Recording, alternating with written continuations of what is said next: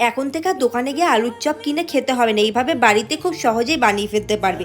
Nonstick কড়াই গরম করে তেল দিয়ে দেবো। তেলটা গরম হয়ে গেলে পেঁয়াজটাকে ভালো করে ভেজে নিতে হবে। পেঁয়াজটা ভাজা হয়ে গেলে আদা বাটা, রসুন বাটা, কাঁচা লঙ্কা বাটা দিয়ে ভালো করে নাড়াচাড়া করে হলুদ গুঁড়ো, কাশ্মীর লঙ্কার গুঁড়ো, ভাজা মশলা গুঁড়ো দিয়ে দেবো। ধনে, জিরে, শুকনো লঙ্কা, শুকনো কলা ভেজে গুঁড়ো করে রেখে দিয়েছিলাম, সেটা দিয়ে মশলাটাকে ভালো করে ভাজা হয়ে গেলে পরিমাণ মতো নুন দিয়ে সেদ্ধ করে আলুটাকে দিয়ে আলুটাকে মশলার সাথে ভালো করে মিশিয়ে একটা পাত্রে নামিয়ে নেব।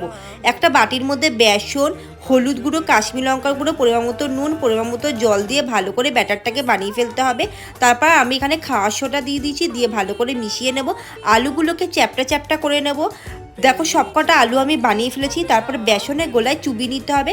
কড়াইতে তেলটা ভালো করে গরম করে আলুর চপগুলোকে দেখো এভাবে ভেজে নেব। আর সবকটা চপ কি সুন্দর ফুলে উঠেছে।